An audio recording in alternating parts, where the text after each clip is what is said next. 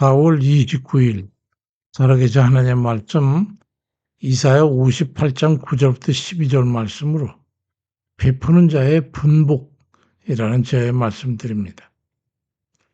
이사야 30장 20절 이하에 보면은 주께서 너희에게 환난의 떡과 고생의 물을 주시나 스승을 숨기지 않고 네 뒤에서 말소리가 네 귀에 들려 이르기를 이것이 바른 길이니 너희는 이리로 가라 할 것이라고 말씀이 기록되어 있고, 또 예레미야 6장 16절에 보면 너희는 길에 서서 보며 옛적 길, 곧 선한 길이 어디인지 알아보고 그리로 가라.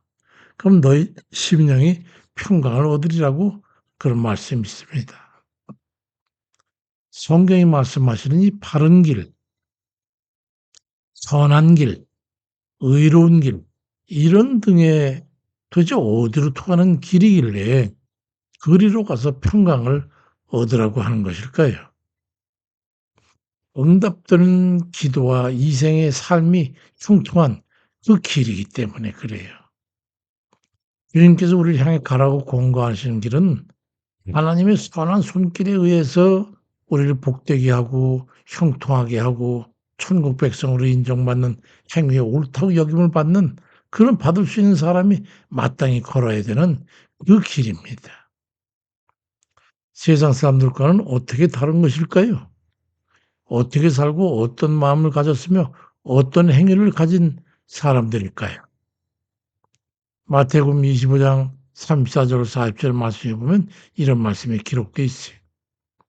임금이 그 오른편에 있는 자들에게 이르시되 내 아버지께 복받을 자들이여 나와서 창세로부터 너희를 위해서 예비된 나라를 상속받아라. 내가 줄일 때 너희가 먹을 걸 주었고 목마를 때 마시게 했고 나그네 되었을 때 영접했고 헐벗을 때 옷을 입혔고 병들었을 때 돌보았고 옥에 갇혔을 때 와서 보았느니라 그리 말씀하시니까. 그러니 이제 오른편에 있는 의인들이 주님께 물어 이르기를 주여 우리가 어느 때 주께 줄이신 걸 보고 음식을 대접했으며 목마르신 걸 보고 마시게 했습니까? 어느 때 나그네 되신 걸 보고 영접했으며 헐벗으신 걸 보고 옷 입혔나이까? 어느 때 병드신 것이나 옥에 갇힌 것을 보고 와서 배웠습니까? 이렇게 물으니까 임금이 대답해 이르시되 내가 진실로 너에게 이르지만 너희가 여기 내 형제 중에 지극히 작은 자 하나에게 한 것이 곧 내게 한 것이니라 그리 말씀합니다. 그러니까 굶주려 배고픈 이들에게 먹을 걸 주고 마실 것 채워주고 나그네 영접해 재워주고 쉬게 해주고 헐벗은 가난한 이들에게 입을 곳을 나눠주고 병든 이들을 돌봐주고 옥에 같은 일 그렇게 쳐서 위로해주는 그런 선한 삶을 산다면 그것은 곧 예수님께 하는 것과 같은 것이라고 그렇게 정의를 하면서 그런 자에게 하나님 나라를 상속받게 해 주시겠다고 우리를 향해서 그와 같은 자비와 긍휼의 삶을 살도록 주님께서 말씀하셨던 거예요. 그것도 행위에 행한 것이 아니라 진심을 가지고 그렇게 행할 때에 그걸 선함으로 여기시겠다는 거예요.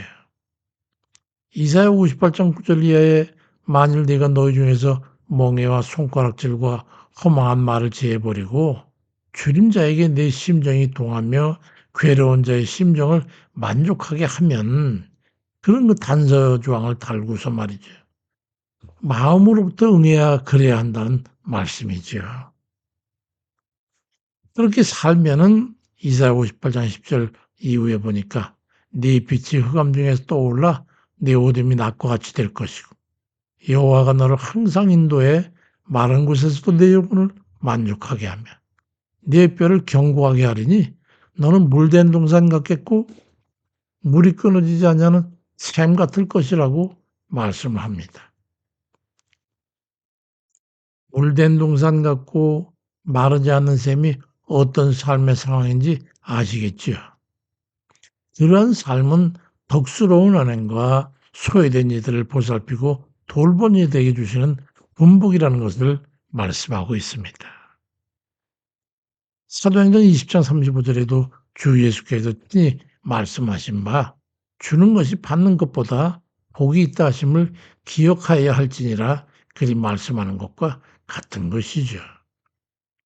선한 마음과 행실을 가지고 살아가는 것이 복 있는 인생길이 되는 겁니다. 자손과 후손이 잘 되는 길이 또 있어요. 부모된 우리가 끝까지 마음을 놓을 수 없이 염려하는 게 있죠. 죽을 때까지 마음이 놓이지 않는 게 바로 자손과 그 후손들의 안녕입니다. 그래서 자손들과 후손을 위해서 어떻게든지 한 푼이라도 남겨주려고 애를 쓰는 거 그런 거 아니겠어요? 근데 그마저도 수단과 목적이 바뀌어 있어 가지고 잘 안 되는 삶을 살면서도 염려 걱정에서는 헤어나지를 못하는 거예요.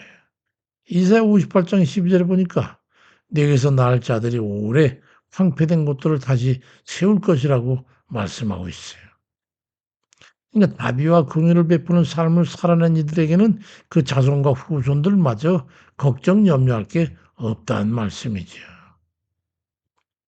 왜냐하면 하나님께서 빈자와 약자와 수고자들에게 자비와 긍휼을 베푸는 삶을 살아가는 그런 이들의 자손과 후손들을 세워주심으로 그들이 잘되고 형통한 삶을 허락하시겠다 말씀하시기 때문이죠.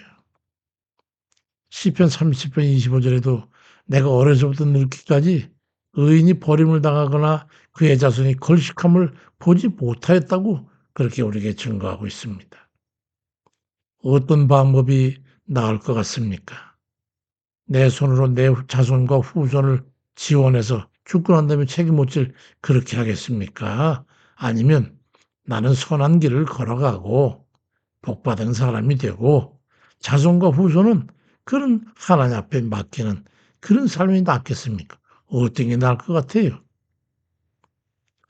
자비와 긍휼의 삶을 살며 하나님께서 충분히 채워주시겠다는 거예요.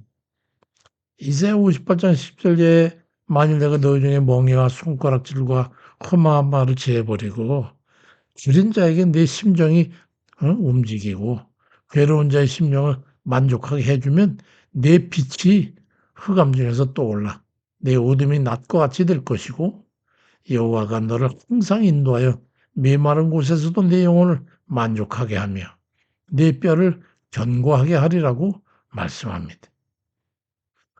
우리 조상들은 예로부터 그런 말씀했죠. 진사대천명이라는 말 아시잖아요.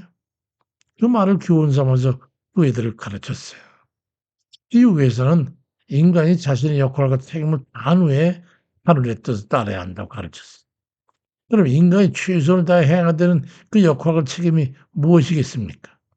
바로 선하고 의로고 바른 삶을 사는 거예요. 그 삶의 결과를 하나님께서 보시고 이에 합당한 보응을 그 본인뿐만이 아니라 그 자손과 후손들에게 해 주시겠다는 거죠. 그러니 자비와 긍휼을 일삼아 선한 삶을 삶으로 하나님의 분복을 받아 누리는 그런 우리가 다 돼야 되겠습니다. 소외된 이들을 돌보는 것이 자신을 위한 최선의 투자라는 것을 우리가 이해한다면 그건 금광을 발견하는 것과 같은 겁니다. 왜냐하면 나와 내 후손과 자손이 걱정할 염려가 없기 때문이죠. 모두가 그 원리를 깨닫고 하나님의 분복을 받아 누리는 그런 이들 다 되시길 주의 이름으로 축원드립니다. 아버지, 우리가 어떻게 살아야 되는 거 주님 말씀에 따라서 그대로 따라 살아야 되는데 선하고 바르고 의로운 그 삶을 살아야 되는데 우린 힘에게 쩔어서 맺기 모르고 나눌 줄 모르고 베풀 줄 모르고 아버지 움켜앉는 그런 삶의 때가 얼마나 많은지요. 이 미련하고 둔한 것을 깨우쳐 주셔서 주님의 뜻을 따라서 주님께서 우리를 복 주시기 위해서 이렇게 서로 나누고 그렇게 행복한 삶을 살라고 하심에도 불구하고 우리는 그 같은 삶을 살아들이지 못하니 그저 부족하고 아버지 정말로 면목이 없는 그런 삶입니다. 우리 저희들 긍휼히 여겨 주시고 우리가 그 같은 너그러운 마음, 복된 마음을 주셔서 나누고 베풀고 주는 그런 삶에서 행복을 누리고 사는 그런 저희 되게 도와주세요. 아버지, 우리의 가난한 이들 기억하고 함께 그들과 나눌 수 있도록 우리 발걸음 인도하시고 또 우리에게도 많은 걸 주셔서 더 많이 나눌 수 있도록 복을 주세요. 감사를 드리고 예수 그리스도 이름으로 기도드립니다. 아멘입니다.